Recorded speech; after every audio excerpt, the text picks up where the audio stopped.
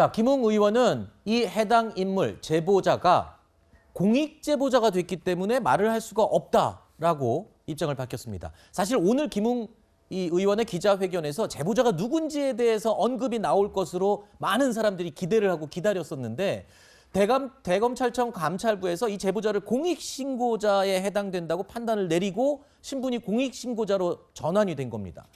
자, 이렇게 되면 이 사람이 누군지를 추측할 수 있는 객관적인 사실을 절대 발설하거나 발표할 수 없게 된 건데 일단 첫 번째 궁금한 건요. 이 제보자가 어떤 부분에서 공익 제보자로 분류가 된 건지 저는 일단 그게 궁금합니다. 일단은 공익 제보자가 되는 걸 판단하는 게 권유기에서만 하는 건 아니고 수사기관에서 할 수 있습니다. 그래서 이제 대검 감찰부에서 공익 제보자로 신분을 확정을 했고, 그래서 이 사람을 유추할 수 있는 것들을 전혀 얘기할 수 없으니까 오늘 김웅 의원이 분명히 본인은 아는 것 같은데 특정까지 한다 그랬잖아요.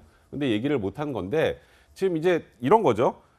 검찰에서 한 그 정당의 야당의 고발장을 넘겨서 대리고발해달라고 했던 의혹에 관련된 내용이기 때문에 이거는 이제 검찰과 정치권과의 연계나 이런 부당한 거래나 이런 부분들과 연관이 있을 수 있다라는 판단의 공익제보자라고 지정을 한 것 같은데 이제 지금 이제 논란이 자꾸 되는 건 대검 감찰부 같은 경우에 지금 소위 말하는 윤석열 당시 이제 검찰총장의 사단이 아니죠 지금은. 그러니까 이게 좀 정책 중립성을 약간은 위반한 게 아니냐라는 또 야당의 또 주장들도 나오고 있는 상황입니다. 과연 지금 이 정도 상황에서 공익제보자라고 지정한 게 맞느냐? 이에 대해서는 논란이 좀 있을 수 있는 것 같습니다. 공익제보자는 어떻게 지정이 되는 겁니까? 본인이 신청을 하는 건가요? 본인이 이제 당연히 신청을 해야죠. 공익제보를 하고 보호를 요청을 하는 겁니다. 그렇군요.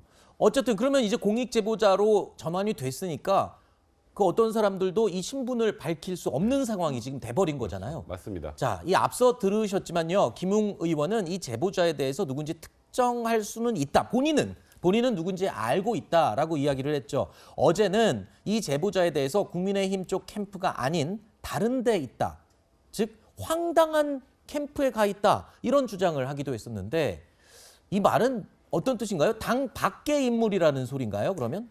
이제 우리가 어떤 큰 사안이 터질 때 항상 그 어떤 공익 제보자, 특히 이제 제보자가 누구인가로 이제 관심이 쏠리지 않습니까? 지금도 보면 이제 사건의 어떤 본질의 핵심보다는 그럼 과연 누가 제보했을까? 저 사람은 어떤 의도를 가졌을까? 이제 이런 게 되게 궁금해지거든요. 근데 지금 이 상황에서는 제보자가 밝혀져야 뭔가 사실관계가 확인되는 상황이잖아요, 또. 근데 이제 어쨌든 그거를 보도하거나 뭐 이렇게 할 수 없는 상황인데 김웅 의원 같은 경우에 나는 제보자를 잘 알고 있다고 하고 있고 특히 이제 제보자에 대해서 좀 불신하고 있다. 이 제보자의 말을 좀 믿을 수 없다라는 식의 계속 언론 인터뷰를 했거든요. 이제 그렇게 나오고 있는데 분명히 뉴스버스에서는 국민의힘 관계자가 맞다라고 얘기를 하고 있습니다. 그렇기 때문에 이게 지금 자꾸 이제 대선을 앞두고 뭐 국민의힘 쪽이다, 뭐 아니다, 그러니까 황당한 캠프라는 표현도 나왔었는데요. 그렇게 하면서 약간 제보자의 이런 어떤 그 좀 비본질적인 문제로 가는 거는 진실에 다가가기 좀 어렵게 되는 것 같습니다. 김웅 의원은 국민의힘 외부의 사람인 것처럼 이야기를 하고 있는데 뉴스버스 측에서는 국민의힘 내부 사람이 맞다라고 또 재차 주장을 하고 있습니다. 들어보시죠. 다른 캠프에서 활동하시는 분은 없는 걸로 제가 알고 있습니다. 국힘 쪽 사람이다라는 부분은 그럼 지금은 확인해 주시긴 어려우시다 이렇게 입장 정리하면 될까요? 아니요. 그런 건 아니고 똑같습니다. 그거는. 제가 기존에 밝혀놓은 게 똑같아요. 전의 맞아요. 입장과.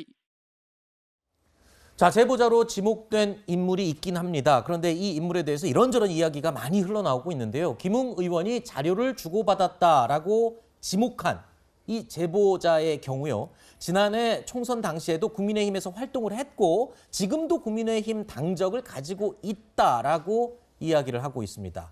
이 내용은 조선일보에서 보도한 내용을 토대로 제가 지금 말씀을 드린 건데요. 이 인물이 뉴스버스에 제보를 한 사람과 같은 사람이다. 과연 이렇게 봐도 되는 건지도 조심스럽습니다만 지금은 그 분위기가 그런 것 같아요. 이 제보자가 결국 같은 사람 아니냐. 그런가요? 공익 제보자라고 하면서 김웅 의원도 이니셜을 밝혔는데 이니셜이 실제 이니셜이 아닌 다른 이니셜로 얘기를 했거든요.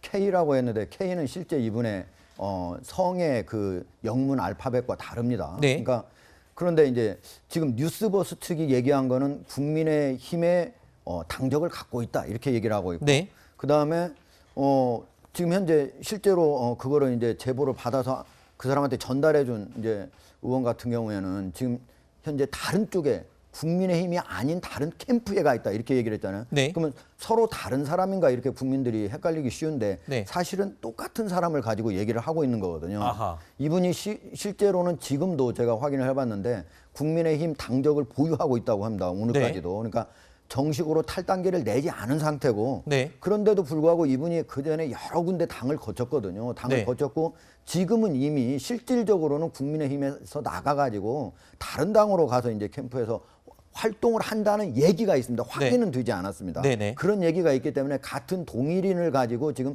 서로 다른 얘기를 하고 있다. 이렇게 말씀드릴 수 있습니다. 네. 일단 뭐 공익제보자로 전환이 됐기 때문에 누군지 추측을 할 수 있는 이 사실을 저희도 발설할 수 없는 그런 상황입니다만 손준성 검사와 김웅 의원 그리고 손준성 검사와 윤석열 전 총장이 과연 어느 정도 친분이 있는지 그래서 이런 의혹을 일으킬 만한 행동을 할 만한 사이인지 진짜 측근이 맞는지에 대해서도 사실은 계속 이야기가 나오고 있습니다. 열린민주당 최강욱 대표도요. 이 손 검사와 친분이 있다라고 또 밝혔습니다. 손준성이라는 검사는 세간에 잘 알려져 있지 않지만 저와 한때 대단히 가까웠던 후배입니다. 개인적으로 손준성 검사가 저한테 그런 앙심을 품고 그런 일을 할 만한 이유가 없습니다. 조직까지도 아니고 총장 개인이 지시한 거죠. 조직 안에 있는 다른 사람들이 그걸 동의했을 리가 없으니까. 이거는 철저히 총장 개인의 지시에 의해서 총장 개인의 의도에 따라서 고발장 작성부터 기소까지 이루어졌다. 자, 오늘부터 최강욱 대표의 선거법 위반 사건 항소심이 시작되기도 하는데 이 조금 전에 들어보신 이 최강욱 대표의 말을 보면 이 손준성 검사는 본인과 가까운 선후배 사이다. 그러니까 윤석열 전 총장의 지시 때문에 어쩔 수 없이 고발장을 작성했던 것 아니냐. 지금 이런 주장을 하고 있는 거죠. 네. 그러니까 이제 최강욱 의원 같은 경우는 나랑 친한 송 검사가 그런 걸 할 사람이 아니고 원래는 아닌데 지시 때문에 한 총장이 거다. 지시 때문에 한다라는 걸 명확히 좀 말하고 싶어하는 것 같습니다. 네. 그리고 특히 이제 그 수사정보정책관이란 자리가 총장의 직접적인 지시 거의 수족과 같다고 하는 네. 뭐 그런 자리라고 하다 보니까 그 지시 없이는 불가능했을 것이다. 그리고 최강욱 의원 같은 경우는 일종의 그런 거죠. 우리가 뭐 할 때 사건의 어떤 몸통이 누구냐라고 네. 했을 때 결국 윤석열 전 총장이 아니었을까라고 어떤 그렇게 주장을 하는 것처럼 네. 보입니다. 근데 이제 이분 같은 경우에 사실 이제 대검의 검찰총장하고 수사정보 담당관이라고 옛날에 이제 수사기획관이라고 해가지고 이름이 네. 여러 번 편하다가 작년에 이제 수사정보 담당관으로 최종적으로 이름이 바뀐 건데 사실 모든 심지어 청와대에서도 오는 그런 여러 정보까지도 모두 거기에 취합이 돼가지고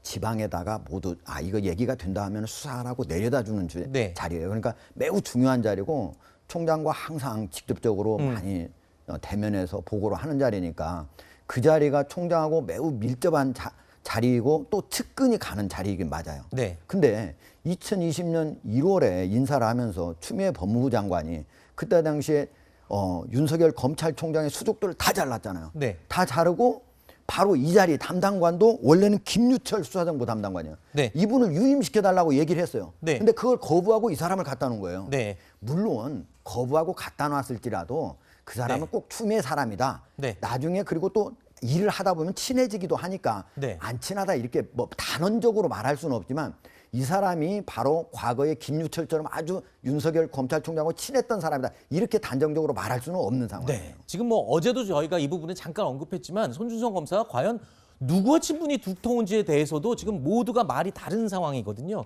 자, 그 부분 참고로 다시 한번 말씀드립니다. 자, 뉴스버스와 이 여당에서요. 이 사건 배후로 지목하고 있는 이 윤석열 전 검찰총장의 입장은 그럼 지금 어떨지요? 들어보시죠. 저는 뭐 할 말 다 했고 하여튼 뭐 조속한 진상 규명을 바라고 있으니까 뭐 어떠한 방식으로든 지금 국회 구조상으로는 야당이 응하지 않아도 여당 마음대로 할 수 있는 그런 구조거든요. 근거가 있으면 작년에 저희들도 응해야되겠지만 근거가 없는 상황에서 저희들이 응할 수는 없고 만약에 민주당이 그런 식으로 자기들 마음대로 다수결 독재를 통해서 증인을 채택한다 그런다면은 저의 생각은 당당하게 출석을 해서 우리 입장을 밝히고 민주당의 공세가 얼마나 엉터리고 허황된 것인 걸 저희들은 밝혀야 된다고 생각합니다. 정면 돌파하는 게 필요하다 이렇게 보시는 거네요. 예, 그렇습니다. 자, 대검 진상조사 이외에도 국정감사 필요성에 대한 이야기가 지금 나오고 있는 건데 그 정도의 사안은 되는 건지 어떻습니까? 백 변호사가. 사안은 충분히 되지만 국정감사한다 뭐가 나오겠습니까? 네. 국정감사하면 여야 싸우고 네. 또 진흙탕 싸움만 될 뿐일 것이고 결국은 수사기관에서 진위를 명확하게 밝혀야 되는 것인데 그러니까 윤석열 후보 입장에서 지금 굉장히 답답한 상황일 거예요. 본인이 여기 관여하지 않았다면. 하지만 지금은 이걸 뚫고 나가지 않으면 내년 대선까지 제대로 순항하기 어렵습니다. 그렇죠. 그렇기 때문에 정면 돌파하는 마음으로 진행을 해야 될 것 같고 결국은 수사기관에서 좀 공정한 결과가 나와야 할 텐데 과연 그게 나올 수 있을지. 그러니까 네. 제가 불공정하다는 뜻이 아니고 네네네. 지금 나와 있는 이 증거나 이런 것들을 기초로 해서 과연 진실을 도출할 수 있는 것인지 네. 그런 의구심이 드는 건 사실입니다. 자, 알겠습니다. 자, 저희가 준비한 두 번째 Q&A 내용으로 계속 이어가겠습니다. 만나보시죠.